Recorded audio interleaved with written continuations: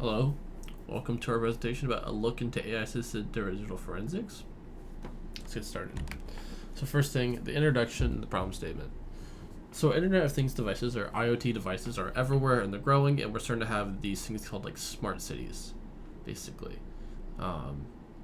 Many of them contain data that may be used in criminal trials. There's two examples given in the paper. One of them was actually used to convict a man. They cross-referenced his Fitbit time, or his wife's Fitbit time, with when she was supposedly shot, or like a break-in happened when the man happened, and it was found out she was still moving for almost an hour after she was supposedly shot and already dead, meaning that the guy lied, and they convicted him with that evidence. So this stuff is like really important because you can cross-reference it with other known data to try and pinpoint an alibi.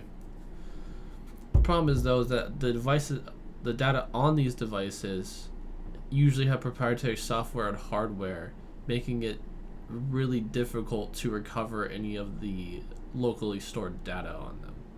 The paper though tries to introduce a framework that is able to be applied to any of these devices, so we can recover data from any of them. So background and related work, there's three families of extraction: logical, file system, and physical extraction. There's got to be a trade-off between repeatability and depth.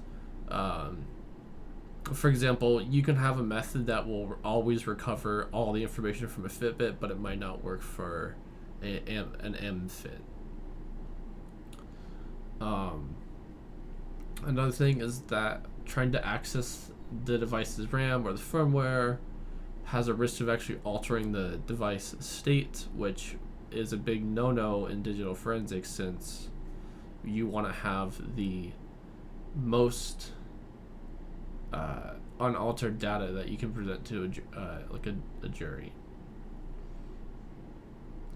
Another thing is companion apps hold data a lot longer than other history than the actual IoT devices. We'll talk about that a bit more later on. And then there's also different tools you can use sometimes to fragment out currently known systems, or there's like vendor specific data schemas that we can apply when we try and access them, but they're few and far between. As for the approach, I think it's practical, or we think it's practical, and it's adaptable across many devices. Basically, what their approach is there is a certain way of going at it where it's like you have to go at it hardware-wise, and eventually you're going to have to root or not root depending on what the device is. A lot of these devices are on Android, so rooting is an option. That's software. Software-wise, like rooting, because it's an Android. Hardware-wise, it comes in when we can't access it in the software, but we know there's something still stored on the chip RAM. So what we end up doing is we can desolder that chip and put it onto a reader and try and dump all of the memory off the RAM onto that reader. Only issue is that rooting can access some devices, but there's not a lot of data that can be found on them.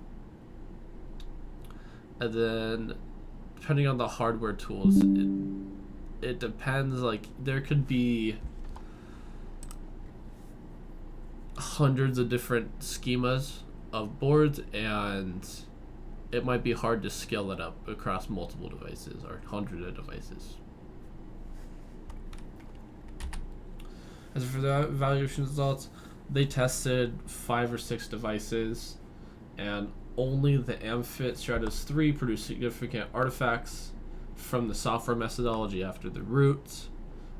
It was the Android, and they ended up looking at the root, but it didn't really have any data that would be really important. As for the other ones, they had no artifacts. They had no artifacts just due to the data accessibility and the privacy restrictions. And then as well as there just being different hardware structures that they didn't intend to happen. So,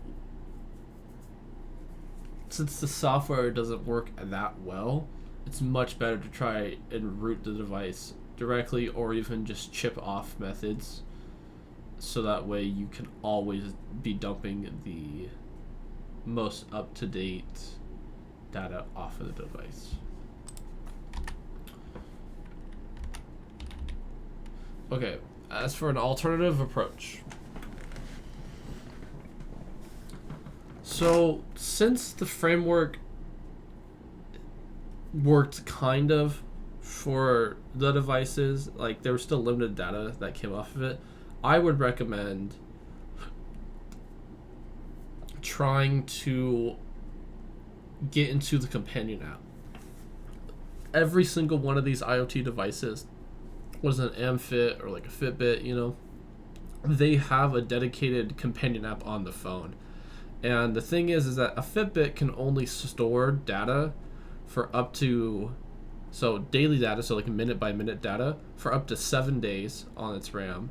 And then daily summaries, you can store up to 30 days worth on it. After that, it starts deleting the oldest data. So if like a crime occurs a month, like 2 months in the past, that Fitbit data is going to be useless because it's probably been updated and it's already been erased for when the crime actually occurred. But if you try and go for the companion app, which holds data indefinitely, you'll be able to access the data much more easier. And the thing is that a lot of these companion apps obviously are on only phones. So Android phones and iPhones already have really well-known vulnerabilities, and since they're really well-known devices, there's always people trying to pen test them and trying to break into them. So there's always going to be some vulnerability that you can use to get into these phones that you then can use to compare. Now, I would recommend you do this regardless of if you're going to go on the IoT device, like, and do like a chip off or like a rooting, but you can also use this method as not just the only way, but maybe as a way to confirm your stats on the IoT device if it occurred within the same month. Now, for overall conclusions, evidence maintains that wearable devices can produce highly meaningful evidence to criminal investigations, such as the health, time stamps, and user location. The researchers encourage AI-driven device forensics, and they propose targeted solutions to overcome technical limitations, especially to benefit urban societies that are starting to become more and more smart cities, and everything's always connected to some sort of internet. They recommend we have more targeted solutions, more targeted frameworks, even more than they already did, so that way we can start recovering this data and using it in digital forensics. It's a bibliography. That is it.